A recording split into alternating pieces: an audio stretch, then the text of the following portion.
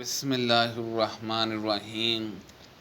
ام حبیبہ اور ام سلمہ رضی اللہ عنہما دونوں ایک قیاس کا ذکر کیا جسے انہوں نے حبشہ میں دیکھا تھا۔ اس میں مورتیں، تصویریں تھیں۔ انہوں نے اس کا تذکرہ نبی کریم صلی اللہ علیہ وسلم سے بھی کیا۔ آپ صلی اللہ علیہ وسلم نے فرمایا کہ ان کا یہ قاعدہ تھا کہ اگر ان میں کوئی نیکوکار شخص مر جاتا تو وہ لوگ اس کی قبروں پر مسجد بناتے اور اس میں ہی یہی مورتیں، تصویریں بنا دیتے۔ پس یہ لوگ خدا کی درگاہ میں قیامت کے دن تمام مخلوق میں برے ہوں گے۔ جب نبی کریم صلی اللہ علیہ وسلم مدینہ تشریف لائے تو جہاں کے بلند حصے میں بن عمر بن عوف کی جہاں آپ اترے اور جہاں 24 راتیں قیام فرمایا، پھر آپ نے بنو نجار کو بلا بھیجا تو وہ لوگ تلواریں لٹکائے ہوئے آئے۔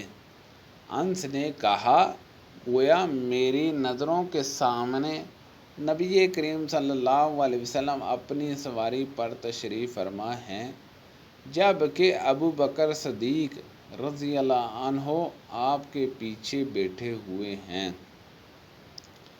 اور بنو نجار کے لوگ آپ کے چاروں طرف ہیں، جہاں تک کہ آپ ابو ایوب کے گھر کے سامنے اترے اور آپ یہ پسند کرتے تھے کہ جہاں بھی نماز کا وقت آ جائے فوراً نماز ادا کر لیں۔ آپ صلی اللہ علیہ وسلم بکریوں کے باڑوں میں بھی نماز پڑھ لیتے تھے۔ پھر آپ صلی اللہ علیہ وسلم نے جہاں مسجد بنانے کے لیے حکم فرمایا، چنانچہ بنو نجار کے لوگوں کو آپ نے بلوا کر فرمایا کہ اے بنو نجار، تم اپنے اس باغ کی قیمت مجھ سے لے لو۔ انہوں نے جواب دیا، نہیں یا رسول اللہ صلی اللہ علیہ وسلم، اس کی قیمت ہم صرف اللہ تعالیٰ سے مانگتے ہیں۔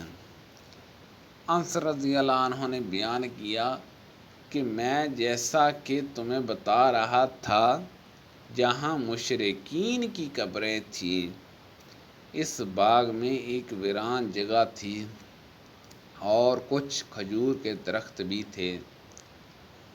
پس نبی کریم صلی اللہ علیہ وسلم نے مشرکین کی قبروں کو اکھڑوا دیا، ویران کو صاف اور برابر کرایا، درختوں کو کٹوا کر ان کی لکڑیوں کو مسجد کے قبلے کی جانب بچھوا دیا اور پتھروں کے ذریعے انہیں مضبوط بنا دیا۔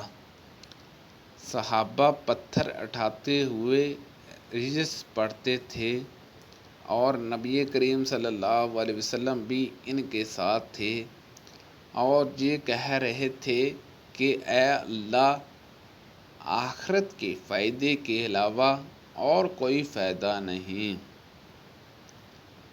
پس انصار و مہاجرین کی مغفرت فرمانا۔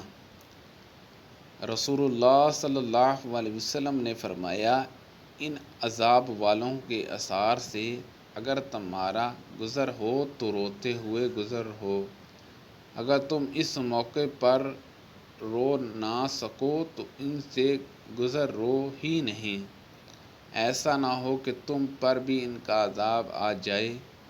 میں نے ابن عمر رضی اللہ عنہما کو اپنے اونٹ کی طرف نماز پڑھتے دیکھا اور انہوں نے فرمایا کہ میں نے نبی کریم صلی اللہ علیہ وسلم کو اسی طرف پڑھتے دیکھا تھا۔